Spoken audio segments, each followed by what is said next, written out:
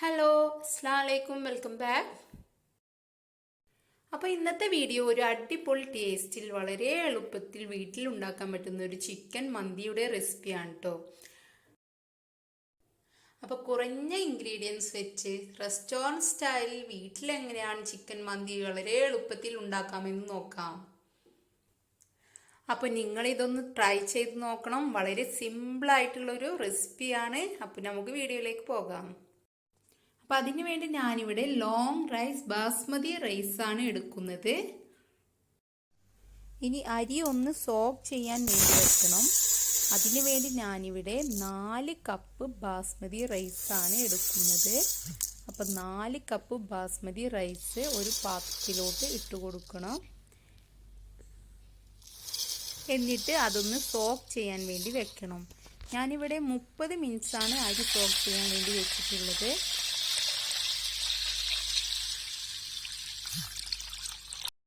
ഇനി നമുക്ക് മന്തിയിലോട്ട് ആവശ്യമായിട്ടുള്ള ചിക്കൻ ഒന്ന് മാരിനേറ്റ് ചെയ്തെടുക്കാം. അതിനുവേണ്ടി ഞാനിവിടെ ഒരു ചിക്കൻ എടുത്തിട്ടുണ്ട്. 1.5 kg ചിക്കനാണ് എടുത്തിട്ടുള്ളത്. ഒരു 6 പീസായിട്ടാണ് കട്ട് ചെയ്തിട്ടുള്ളത്. അത് സ്കിന്നോട് കൂടിയിട്ടാണ് എടുത്തിട്ടുള്ളത്. അപ്പോൾ സ്കിന്നോട് കൂടി എടുക്കുമ്പോൾ നിങ്ങൾ ഒരു കാര്യം ശ്രദ്ധിക്കണം. ഇതൊന്ന് വിനിഗർ ഉപയോഗിച്ചിട്ടൊന്ന് കഴുകിയെടുക്കണം. ഒരു 5 മിനിറ്റ് വിനിഗറിൽ ഇട്ട് വെച്ചിട്ടൊന്ന് കഴുകിയെടുക്കുന്നതാവും നല്ലത്. അപ്പോൾ അതിൻ്റെ ഉള്ളിലെല്ലാം ഇത് വെന്ത് കഴിഞ്ഞാൽ ഒന്ന് സോഫ്റ്റ് ആയിട്ടുണ്ടാവും ചിക്കൻ. എന്നിട്ട് ഇതേപോലെ ഒരു ഫോർക്ക് വെച്ചിട്ടൊന്ന് കുത്തിയെടുക്കാം. മസാല എല്ലാം ഉള്ളിലോട്ട് പിടിക്കട്ടെ. ഇപ്പോൾ ഇതാ അതിലോട്ട് ആവശ്യമായിട്ടുള്ള ബാക്കി എല്ലാ മസാലകളുമാണിത്. ഞാനിവിടെ 1 ടേബിൾ സ്പൂൺ കുരുമുളകാണ് എടുക്കുന്നത്. ഒരു 5 ഗ്രാം എടുത്തിട്ടുണ്ട്. അതേപോലെ തന്നെ കുറച്ച് ഏലക്കായ എടുത്തിട്ടുണ്ട്. ഏലക്കായ പൊടിയൊന്നുമല്ല കേട്ടോ, ഏലക്കായ തന്നെ ഇടണോ. അതേപോലെ ഒരു 2 പച്ചമുളകാണ് എടുക്കുന്നത്. അതേപോലെ കുറച്ച് മല്ലിയിലയും എടുത്തിട്ടുണ്ട്. ഇതെല്ലാം കൂടിയിട്ട് ഒരു ഡ്രൈ ലെമണും എടുത്തിട്ടുണ്ട്. എന്നിട്ട് ഇതെല്ലാം കൂടിയിട്ട് ഒന്ന് അതിലോട്ട് ഇട്ട് കൊടുക്കണം. ചിക്കൻ എല്ലാം പാനിൽ നല്ലതുപോലെ പരത്തി വെച്ചതിന് ശേഷം ഇട്ട് കൊടുക്കണം.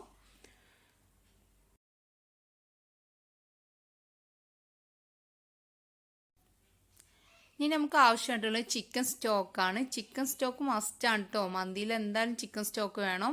അപ്പോൾ ഇതിലോട്ട് ഞാൻ ഇതേപോലത്തെ 2 ബോക്സാണ് ഇട്ട് കൊടുക്കുന്നത്. 2 ബോക്സിൽ 4 ക്യൂബ്സാണ് ഉണ്ടാവുക. ഒരു ബോക്സിൽ 2 ക്യൂബാണ് ഉണ്ടാവുക. അപ്പോൾ അതേപോലെ ഞാൻ 2 ബോക്സാണ് എടുത്തിട്ടുള്ളത്. അപ്പോൾ 4 ക്യൂബ്സാണ് ഇതിലുള്ളത്. അപ്പോൾ 4 ക്യൂബ്സും ഇട്ട് കൊടുക്കണം. പിന്നെ അതിലോട്ട് കുറച്ച് മല്ലിയിലയാണ് ഇട്ട് കൊടുക്കുന്നത്. പിന്നെ ഇതിലോട്ട് ഒരു ടീസ്പൂൺ ഗരം മസാലയാണ് ആവശ്യമായിട്ടുള്ളത്. പിന്നെ ഒരു ടീസ്പൂൺ തന്നെ ഓറഞ്ച് കളറാണ് ഞാൻ ആഡ് ചെയ്യുന്നത്. ഓറഞ്ച് കളറോ റെഡ് കളറോ ഒഴിക്കാം. ഞാനിവിടെ എടുത്തിട്ടുള്ളത് ഓറഞ്ച് കളറാണ്. ഇനി ഇതിലോട്ട് ഒരു 1/4 കപ്പ് ഓയിലാണ് ഞാൻ ഒഴിച്ചു കൊടുക്കുന്നത്. അപ്പോൾ ഓയിൽ തന്നെ എടുക്കണം. വെളിച്ചെണ്ണ ഒന്നും ഒഴിച്ചു കൊടുക്കരുത് കേട്ടോ. വെളിച്ചെണ്ണ എടുത്താൽ വെളിച്ചെണ്ണയുടെ സ്മെല്ലെടുക്കും. അപ്പോൾ ഓയിൽ തന്നെ ഒഴിച്ചു കൊടുക്കുക. അതിന് ശേഷം ഇതെല്ലാം കൂടിയിട്ട് ഒന്ന് മിക്സ് ചെയ്തെടുക്കാം. കൈ വെച്ച് തന്നെ ചിക്കൻ സ്റ്റോക്കും എല്ലാതും ഒന്ന് നല്ലതുപോലെ ഒന്ന് മിക്സ് ചെയ്തെടുക്കാം. പിന്നെ ഇതിലോട്ട് ഞാൻ ഉപ്പൊന്നും ചേർത്തിട്ടില്ല. കാരണം ചിക്കൻ സ്റ്റോക്കിൽ ഉപ്പുണ്ടാകും. അപ്പോൾ പിന്നെ ഇതിലോട്ട് എക്സ്ട്രാ ഉപ്പൊന്നും ആഡ് ചെയ്യേണ്ടതില്ല. എന്നിട്ട് ഇത് ഫുള്ളായിട്ടൊന്ന് നല്ലതുപോലെ ഒന്ന് മിക്സ് ചെയ്തെടുക്കുക. കൈ വെച്ച് തന്നെ ഒന്ന് മിക്സ് ചെയ്തെടുക്കുക. പിന്നെ ഇതൊന്ന് ഒരു 5 മിനിറ്റ് മാരിനേറ്റ് ചെയ്ത് വെക്കണം കേട്ടോ. ഇപ്പോൾ ഇതാ ഒരു 5 മിനിറ്റ് കഴിഞ്ഞിട്ടുണ്ട്. ഞാനിതൊരു ഹൈ ഫ്ലെയിമിലിട്ടിട്ടാണ് 5 മിനിറ്റാണ് കുക്ക് ചെയ്തെടുക്കുന്നത്. അപ്പോൾ നല്ല ഹൈ ഫ്ലെയിമിലിട്ടിട്ട് നമുക്കിതൊന്ന് ഒരു 5 മിനിറ്റ് അടച്ച് വെച്ചിട്ടാണ് ഞാനിത് കുക്ക് ചെയ്തെടുക്കുന്നത്. അപ്പോൾ ഒരു സൈഡ് കുക്കായി വരട്ടെ. അപ്പോൾ നമുക്കിതൊന്ന് അടച്ച് വെച്ച് കൊടുക്കാം. അപ്പോൾ ഇതാ 5 മിനിറ്റ് കഴിഞ്ഞിട്ടുണ്ട്. ഇനി ഇത് നമുക്കൊന്ന് തുറന്ന് നോക്കാം. ഇപ്പോൾ ഇതാ ഒരു സൈഡ് നല്ലതുപോലെ കുക്കായി വന്നിട്ടുണ്ട്. ഇനി നമുക്കിതൊന്ന് തിരിച്ചിട്ട് കൊടുക്കാം ഫുള്ളായിട്ടൊന്ന്. അപ്പോൾ ഇതാ നല്ലതുപോലെ ക്രിസ്പി ആയിട്ട് ഒരു സൈഡ് വന്നിട്ടുണ്ട്. സ്കിന്നെല്ലാം നല്ല ഫ്രൈ ആയി വന്നിട്ടുണ്ട്. അപ്പോൾ ഇതെല്ലാം ഒന്ന് തിരിച്ചിട്ട് കൊടുക്കാം. അതേപോലെ തന്നെ മറ്റേ സൈഡും 5 മിനിറ്റ് തന്നെ നമുക്കൊന്ന് അതേപോലെ തന്നെ അടച്ച് വെച്ച് തന്നെ ഒന്ന് കുക്ക് ചെയ്തെടുക്കാം. ഇപ്പോൾ ഇതെല്ലാം ഒന്ന് തിരിച്ചിട്ട് കൊടുത്തതിന് ശേഷം നമുക്ക് ഒന്ന് അടച്ച് വെക്കാം. ഇതാ ഈ സൈഡ് നല്ലതുപോലെ ഫ്രൈ ആയി വന്നിട്ടുണ്ട്. ഇതേപോലെ തന്നെയാണ് അടുത്ത സൈഡും ഫ്രൈ ആയി വരേണ്ടത്. അപ്പോൾ ഇതേപോലെ തന്നെ ഒരു 5 മിനിറ്റ് തന്നെയാണ് നമുക്ക് ഫ്രൈ ചെയ്തെടുക്കേണ്ടത്. അപ്പോൾ നമുക്ക് 5 മിനിറ്റ് ഒന്ന് ഫ്രൈ ചെയ്തെടുക്കാം. അടച്ചു വെച്ച് തന്നെ ഒന്ന് ഫ്രൈ ചെയ്തെടുക്കാം.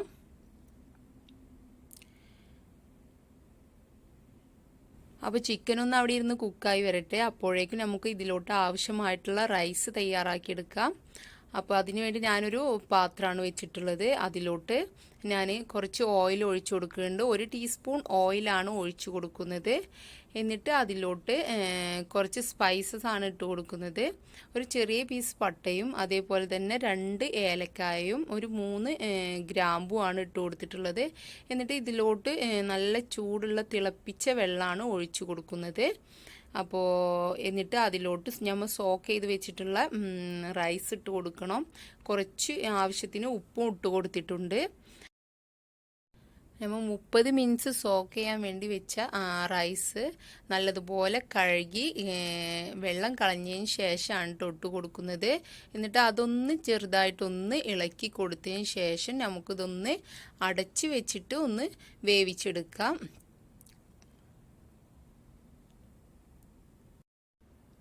ഇപ്പോൾ ഇതാ 5 മിനിറ്റ് കഴിഞ്ഞിട്ടുണ്ട്. നമുക്ക് റൈസ് ഒന്ന് തുറന്ന് നോക്കാം. റൈസ് കുക്കായി വന്നിട്ടുണ്ട്.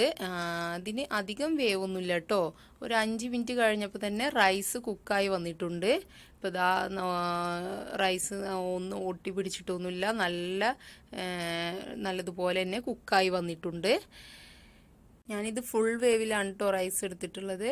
അപ്പോൾ ഇതൊന്ന് വെള്ളം കളഞ്ഞെടുക്കാം. വെള്ളം കളഞ്ഞതിന് ശേഷം നമുക്ക് ഈ റൈസ് ഒന്ന് തുറന്ന് വെക്കരുത് കേട്ടോ. റൈസ് അടച്ച് വെക്കണം. അപ്പോൾ ഇനി റൈസ് ഇവിടെ ഇരിക്കട്ടെ. നമുക്ക് ചിക്കൻ നമ്മുടെ ഫ്രൈ ചെയ്യാൻ വെച്ച ചിക്കൻ ഇനി എന്തായെന്ന് നോക്കാം. അപ്പോൾ റൈസ് നല്ലതുപോലെ അടച്ച് വെക്കണം. ഇപ്പോൾ ഇതാ ചിക്കൻ അടുത്ത സൈഡും നല്ലതുപോലെ ഫ്രൈ ആയി വന്നിട്ടുണ്ട്. നല്ല സോഫ്റ്റ് ആയി വന്നിട്ടുണ്ട്. അപ്പോൾ ഇനി ഞാനിതൊന്ന് തിരിച്ചിട്ട് കൊടുക്കുന്നുണ്ട്. തിരിച്ചിട്ടതിന് ശേഷം നല്ലതുപോലെ ഫ്രൈ ആയി വന്നിട്ടുണ്ട്. നമ്മൾ ഇനി ഇതൊന്ന് തിരിച്ചിട്ടതിന് ശേഷം ഒന്ന് തുറന്ന് വെച്ചിട്ട് വേണം കേട്ടോ ഇനി ഒന്ന് ഫ്രൈ ആക്കി എടുക്കുക. ഇനി അടച്ച് വെക്കേണ്ടതില്ല. തുറന്ന് വെച്ചിട്ട് ഒരു 5 മിനിറ്റ് ഒന്ന് കുക്ക് ചെയ്തെടുക്കാം. അപ്പോൾ ഇതിലെ എണ്ണ എല്ലാം നല്ല തെളിഞ്ഞ് വന്നിട്ടുണ്ട്. അപ്പോൾ ഇനി ഒരു 5 മിനിറ്റ് ഇതേപോലെ തന്നെ ഒന്ന് തുറന്ന് വെച്ചിട്ടൊന്ന് ചിക്കൻ ഒന്ന് കുക്ക് ചെയ്തെടുക്കുക. അപ്പോൾ ചിക്കൻ നല്ലതുപോലെ കുക്കായി വന്നിട്ടുണ്ട്. ഇനി നമുക്ക് ഇതിൽ നിന്നും ഈ ഡ്രൈ ലെമൺ എടുത്തു മാറ്റുന്നുണ്ട്. കാരണം ഞാൻ ഇതിലല്ല കേട്ടോ റൈസ് ദമ്മിടാൻ വെക്കുന്നത്. ഞാൻ വേറൊരു പാത്രത്തിലാണ്. നിങ്ങൾ ഇതിൽ തന്നെയാണ് റൈസ് ദം ചെയ്യുന്നതെങ്കിൽ ചിക്കൻ ഇതിൽ നിന്ന് എടുത്തു മാറ്റേണ്ടതില്ല. ഇതിലത്തെ ഓയിൽ കുറച്ചെടുത്ത് മാറ്റിയാൽ മതി. പിന്നെ റൈസ് ഇട്ട് കൊടുത്താൽ മതി. പക്ഷെ ഞാൻ വേറെ പാത്രത്തിലാണ് റൈസ് ദം ചെയ്യാൻ വെക്കുന്നത്. അപ്പോൾ അതുകൊണ്ടാണ് ഞാൻ ഇതിൽ നിന്ന് ചിക്കൻ എടുത്തു മാറ്റുന്നത്.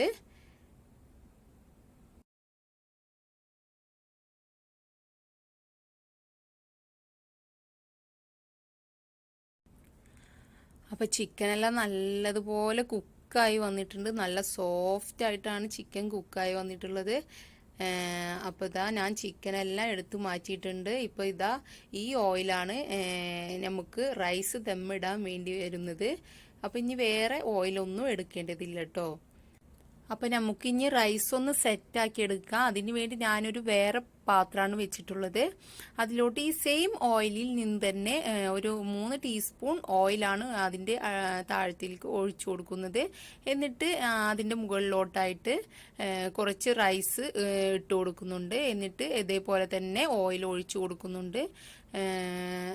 വേറെ ഓയിലൊന്നും എടുക്കണ്ട കേട്ടോ. എന്നിട്ട് അതേപോലെ തന്നെ റൈസും ഇട്ട് കൊടുക്കുക. അതിൻ്റെ മുകളിലത്തെ ലെയറിലായിട്ട് റൈസ് ഇട്ട് കൊടുക്കുക.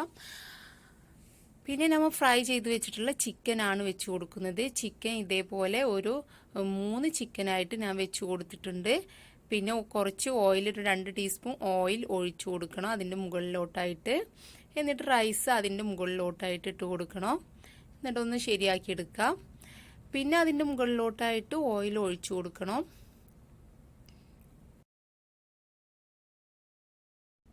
പിന്നെ അതിൻ്റെ മുകളിലോട്ടായി ബാക്കി ഫ്രൈ ചെയ്ത് വെച്ചിട്ടുള്ള ചിക്കനും ഇട്ട് കൊടുക്കുക, ബാക്കി റൈസും ഇട്ട് കൊടുക്കുന്നുണ്ട്. എന്നിട്ട് ബാക്കിയുള്ള ഓയിലും അതിൻ്റെ മുകളിലോട്ടായിട്ട് ഒഴിച്ചു കൊടുക്കുന്നുണ്ട്. അപ്പോൾ വേറെ ഓയിലൊന്നും വേണ്ട കേട്ടോ, ഈ ഓയിൽ തന്നെ ഒഴിച്ചു കൊടുക്കുക. എന്നിട്ട് അതിൻ്റെ മുകളിലായിട്ട് ഞാനൊരു യെല്ലോ കളർ കിട്ടാൻ വേണ്ടിയിട്ട് കുറച്ച് മഞ്ഞൾപ്പൊടി ഒരു ടീസ്പൂൺ വെള്ളത്തിൽ കലക്കിയിട്ട് ഒഴിച്ചു കൊടുക്കുന്നുണ്ട്. പിന്നെ ഇതേപോലെ ഒരു ടീസ്പൂൺ കളറും റെഡ് കളറാണ് ഒഴിച്ചു കൊടുത്തിട്ടുള്ളത്. ഇതാ ഒരു അലുമിനിയം ഫോയിൽ ഉപയോഗിച്ചിട്ട് ഞാൻ ഫുള്ളായിട്ടൊന്ന് കവർ ചെയ്തെടുക്കുന്നുണ്ട്. അപ്പോൾ കവർ ചെയ്തതിന് ശേഷം ഒരു 30 മിനിറ്റ്സാണ് ഞാൻ ഇതൊന്ന് കുക്ക് ചെയ്തെടുക്കുന്നത്. ഇത് കുക്ക് ചെയ്തെടുക്കുമ്പോൾ ഹൈ ഫ്ലെയിമിലിട്ട് കുക്ക് ചെയ്തെടുക്കരുത്, ലോ ഫ്ലെയിമിലെടുത്ത് ഇട്ടിട്ട് വേണം 30 മിനിറ്റ്സ് കുക്ക് ചെയ്തെടുക്കാൻ. അപ്പോൾ ഇനി ഈ സമയം കൊണ്ട് നമുക്ക് മന്തിയിലോട്ട് ആവശ്യമായിട്ടുള്ള സൈഡ് ഡിഷ് തയ്യാറാക്കാം. അതിനുവേണ്ടി 2 ചെറിയ വെളുത്തുള്ളിയാണ് എടുത്തിട്ടുള്ളത്, അതേപോലെ ചെറിയൊരു സവാളയാണ്, 2 പച്ചമുളകും എടുക്കുന്നുണ്ട്, അതേപോലെ തന്നെ 3 തക്കാളിയാണ് എടുക്കുന്നത്. ഇനി ഞാൻ സവാളയും വെളുത്തുള്ളിയും പച്ചമുളകാണ് ആദ്യം ചോപ്പ് ചെയ്തെടുക്കുന്നത്. ഇത് ചോപ്പറിലാണ് ഞാൻ ചോപ്പ് ചെയ്തെടുക്കുന്നത്. അപ്പോൾ നിങ്ങൾക്ക് വേണമെങ്കിൽ ഇത് ബ്ലെൻഡറിലും ചോപ്പ് ചെയ്തെടുക്കാം കേട്ടോ. അപ്പോൾ മിക്സിയുടെ ചെറിയ ജാറിലിട്ടിട്ട് ഒന്ന് ചോപ്പ് ചെയ്തെടുത്താൽ മതി, അധികം പേസ്റ്റ് ആക്കണ്ട. അപ്പോൾ ചോപ്പറിലാണെങ്കിൽ കറക്റ്റ് അതിൻ്റെ ഭാഗത്തിൽ കിട്ടും. അപ്പോൾ ഞാൻ ചോപ്പറിലാണ് എല്ലാതും തക്കാളിയും മല്ലിയിലയും ഇട്ടിട്ട് ഒന്ന് കുറച്ച് ഉപ്പും ഇട്ടിട്ട് ഒന്ന് നല്ലതുപോലെ ഒന്ന് ചോപ്പ് ചെയ്തെടുക്കുന്നുണ്ട്.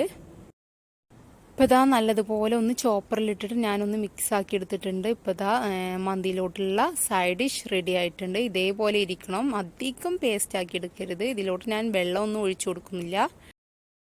ഇനി 30 മിനിറ്റ്സ് കുക്ക് ചെയ്യാൻ വെച്ച റൈസൊന്ന് ഞാൻ തുറന്ന് നോക്കിയിട്ടുണ്ട്. അപ്പോൾ ഇതാ മന്തി റൈസ് ഇവിടെ റെഡി ആയിട്ടുണ്ട്, നല്ല പെർഫെക്റ്റ് ആയിട്ട് കിട്ടിയിട്ടുണ്ട്.